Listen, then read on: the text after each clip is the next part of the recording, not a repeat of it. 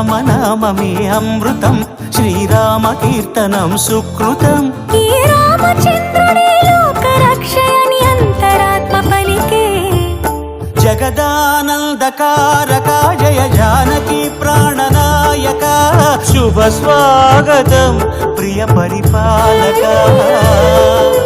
జగదానందకారక జయ జానకి ప్రాణనాయక, శుభ స్వాగతం ప్రియ పరిపాలక.